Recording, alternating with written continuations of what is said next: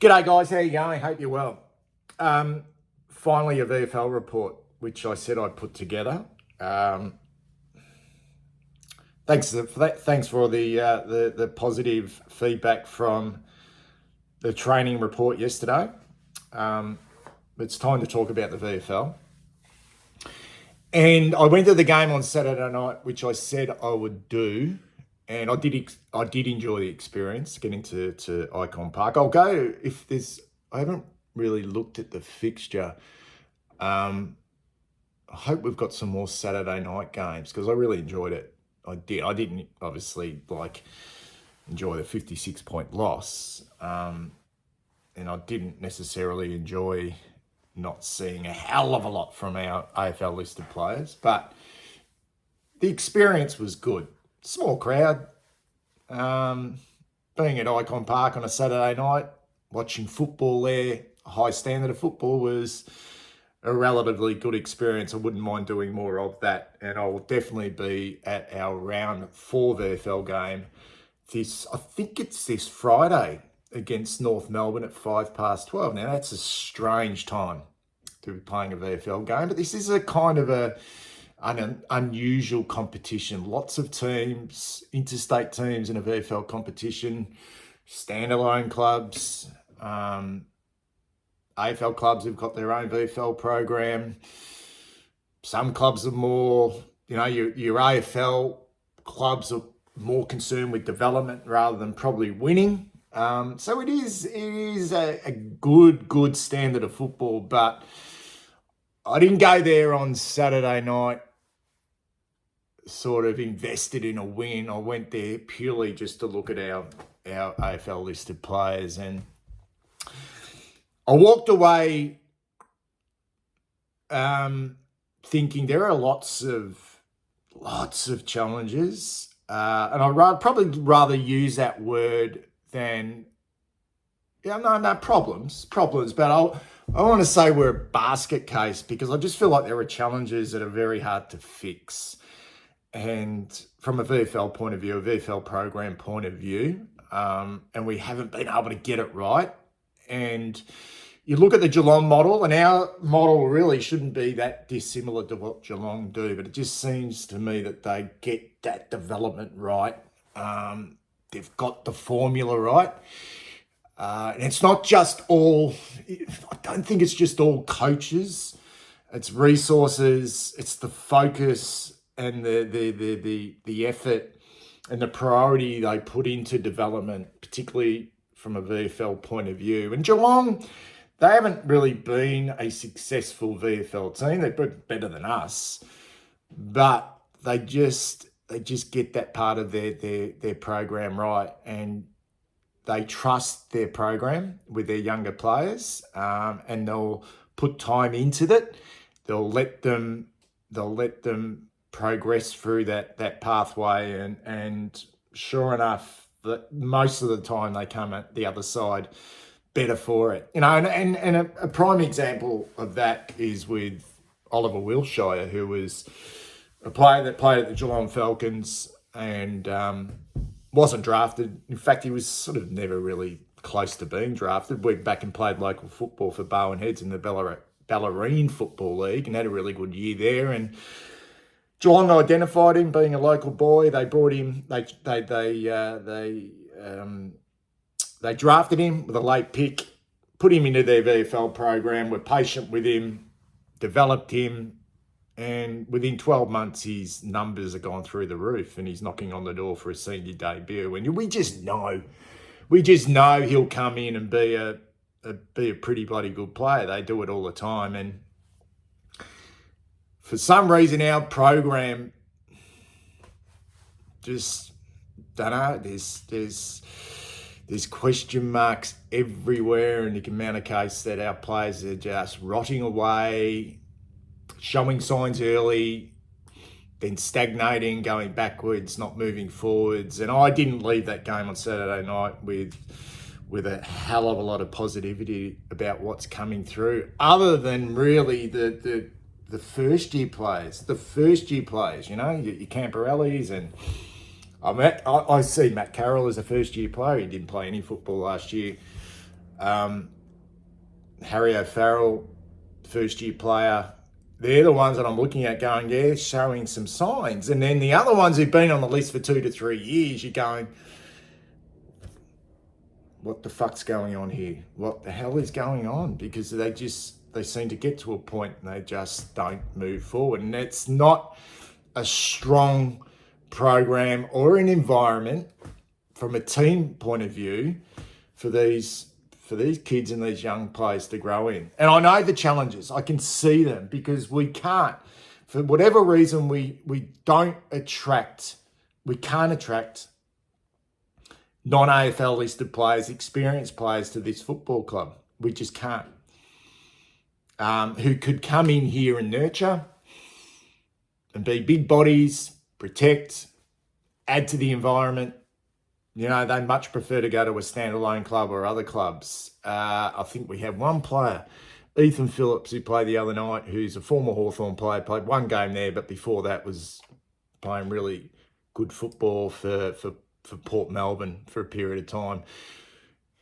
And then from an elite young player point of view, it's the same. I'm not saying the non-AFL listed young players that are on our list are no good. I'm just saying that we just can't seem to attract the really good ones. And if that and they're bypassing us, they'd much rather go to either a standalone club where they're a better chance of being picked up in the mid-season draft or along those lines. It's a poor program. It's a really poor program. I had a mate of mine whose his son was in the Coates Talent League as a bottom age player in 2022 and then had a really good year in 2023. Was unlucky not to get drafted. They're all unlucky. They're all unlucky. But he had conversations with Carlton before the 2023 draft. They made no guarantees. He was in the mix. We decided to go with Billy Wilson and Matt Carroll, which is okay. That's okay. But when he wasn't drafted, Carlton were immediately in contact with him and said, come and join our VFL program. And his options were either to go to Carlton or to, he probably had options to go somewhere else. But the two options for him would go to Carlton or go to Werribee, standalone club. It was really easy for him. He decided to go to Werribee, better culture, more opportunities to get picked up. Ended up playing in a VFL Grand Final last year. So they're the challenges that we have. I just don't think we're getting it right. And is there light at the end of the tunnel in regards to our VFL program and the development of our players? I'm not quite sure. But leaving on Saturday night, as I said, I was pretty bloody disappointed, if I'm perfectly honest. Where the hell's Denver Granger Brass? He'd offer a big body in our back half. He was playing local football at Ballarat on the weekend in the VFL. He's a train-on player that's on our VFL list. Big Flynn O'Reilly, 206 centimetre ruckman, who I know we're into, had to go back to Montmorency after being outstanding in round one against Box Hill. Outstanding. He went back. He said, nah, we've got to bring Hudson O'Keefe in. We've got to bring him in. You've got to go back to Montmorency. A couple of other players that performed quite strongly were dropped from this VFL team because they needed to bring Rob Monaghan in. I mean, this is like it's the balance, the responsibility to get games into these kids in a poor team, in a poor environment. And that's exactly what's happening at the moment. That's all I'm going to say about it. Because I don't think it's going to change. Not at the moment anyway, but it needs a serious revamp and a serious review, because that was a poor team on Saturday night with so many AFL listed players in it, but a lot of young, inexperienced players who were just completely bullied by bigger bodies. Anyway, who knows who comes into our senior team off the back of that performance on Saturday night, because I went there for one reason, that was to see and watch which players could sense there was some spots up for grabs. And when you think that, you would think fucking high energy, enthusiasm in the first half, at the very least. Fuck, there's going to be some spots here. I want to put my bloody hand up. I didn't see it. I didn't see it from anyone in that first half at all. Sure, they came out after half time and cracked in, but the damage had already been done. So what was the mindset of this group in that first half? Like, it was poor, really poor. Anyway, I'll go by jumper number, guys. I'll start with Harry. I mean, it's hard to comment. I don't want to. He was hardly sighted in the first half. There was a bit of excitement in the second half. Kicked a couple of goals, took a couple of marks, had 9 disposals.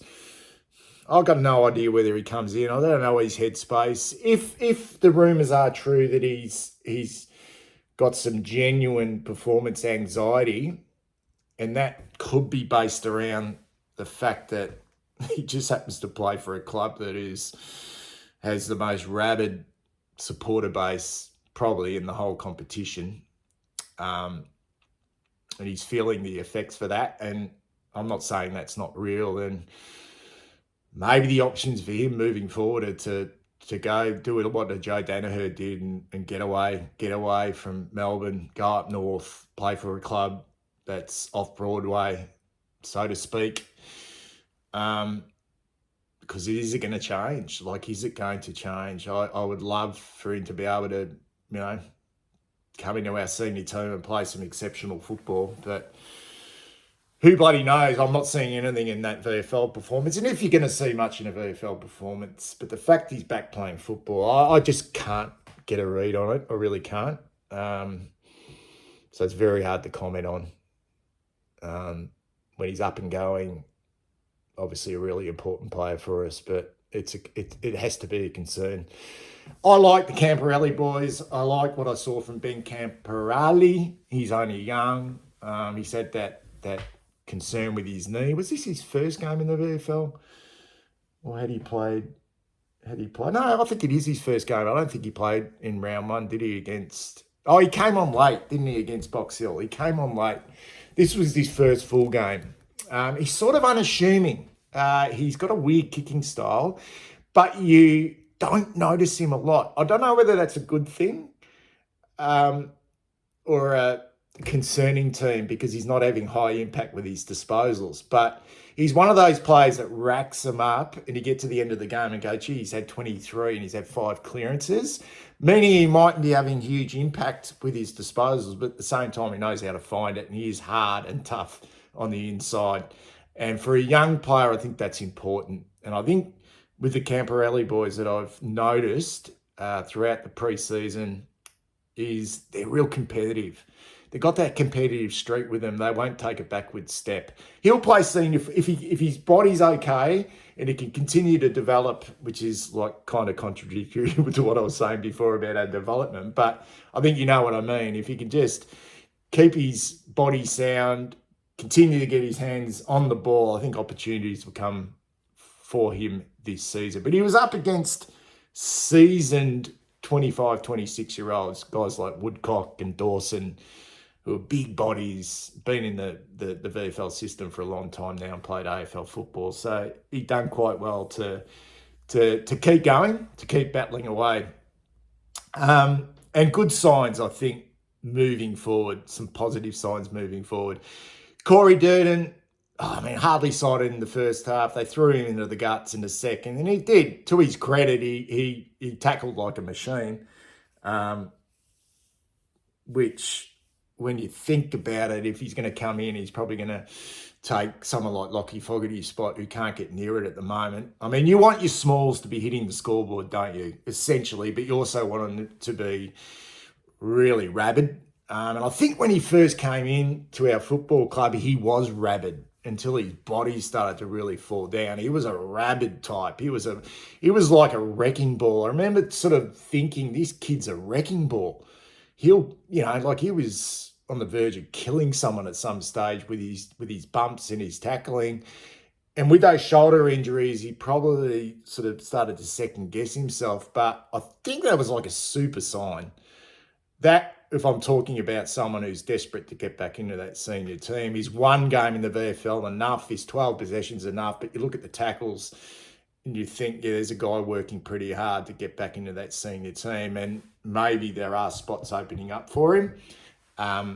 But there are going to be question marks on him in regards to just, is he good enough? Is he good enough as a small forward? He's got the speed. He's got the power. So, yeah, will be interesting come selection on Thursday night. The rock star Elijah Hollands, kind of similar to Harry, but don't know his situation, what's going on. I've heard things, but don't want to get into it. Did he work hard on? It's hard to know whether Elijah Hollands is working hard. He's got that sort of swagger about him. One thing I did notice that his kicking was elite. There was one on his left foot early in the game where he went inboard and just hit his target. Very creative player. Does he come in this week? I'd probably say no. I'd probably make a bit of a statement and say no.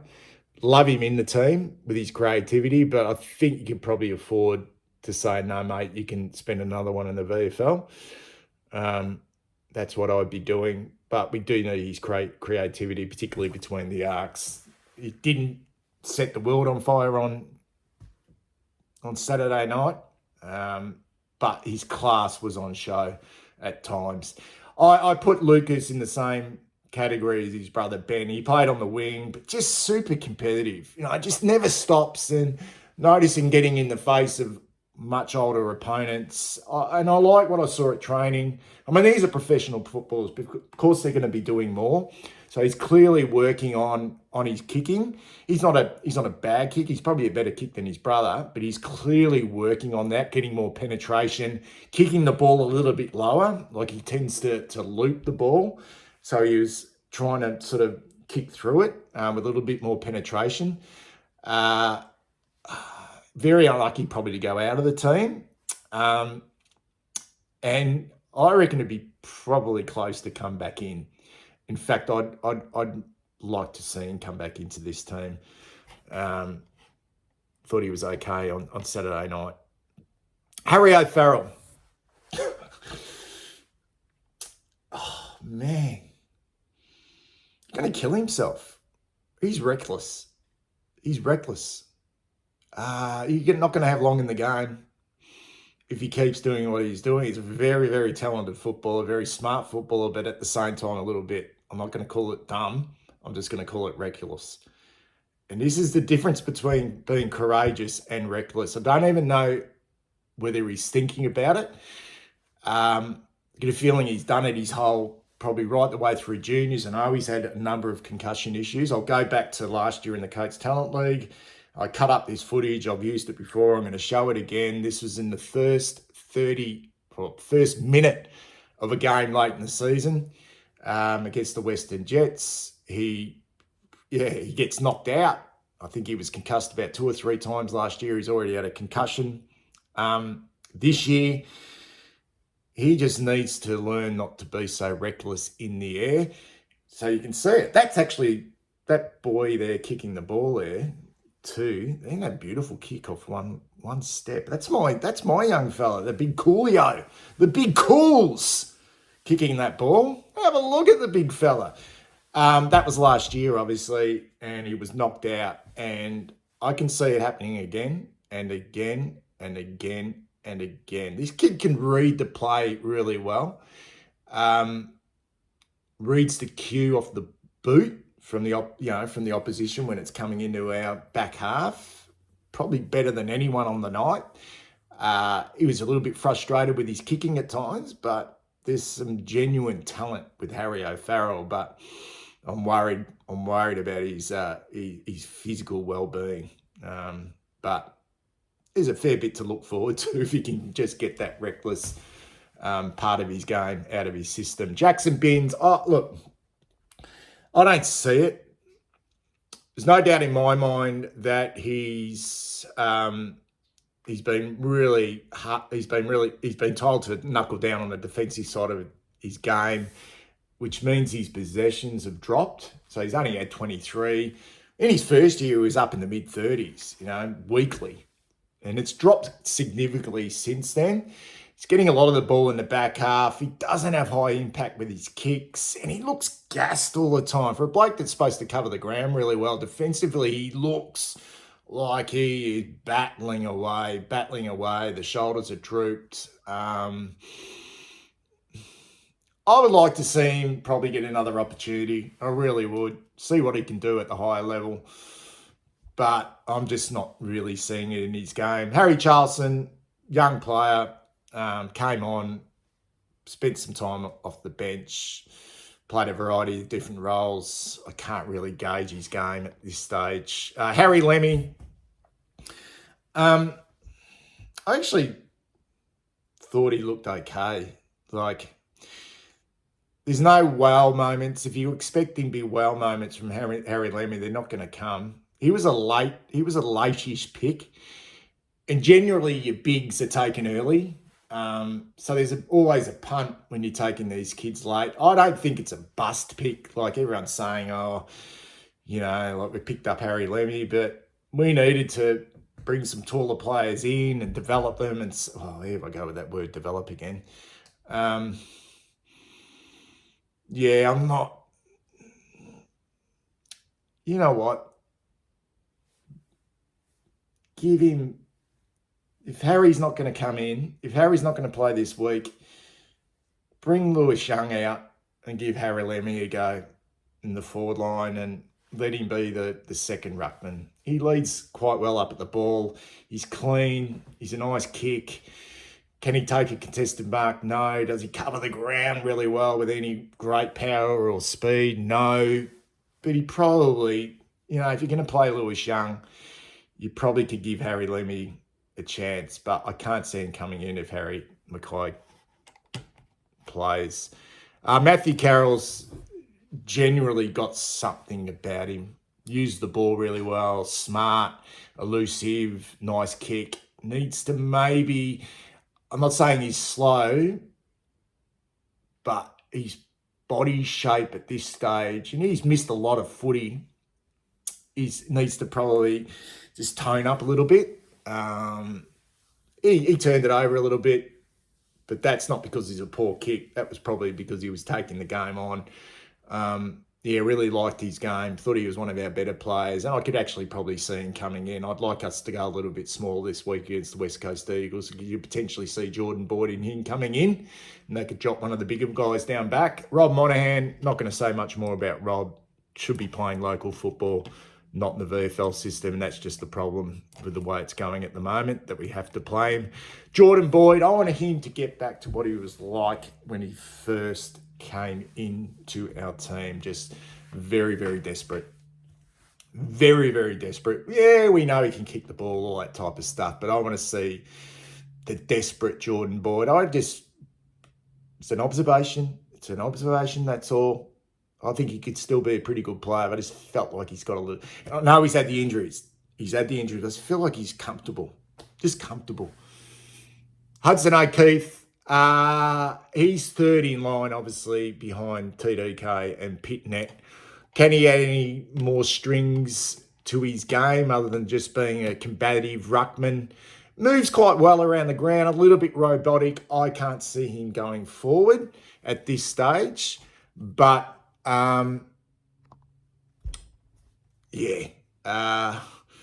was up against a really strong opponent, missed a lot of football with hamstring injuries, so let's see how he goes. Be interesting to see what happens once Pitnet comes back into the team in that VFL. And Evans is just down on confidence. They tried him in the midfield, they tried him everywhere, he just can't get his hands on the ball. I think he's a better player than what he's showing, and maybe they just brought him in too early. They brought him in too early. Maybe they should have gone with Will White straight away, because his confidence at the moment looks completely shot. He had a poor night at the office. Anyway, guys, that's it. No more on the VFL, but I will be going again on Friday at Arden Street.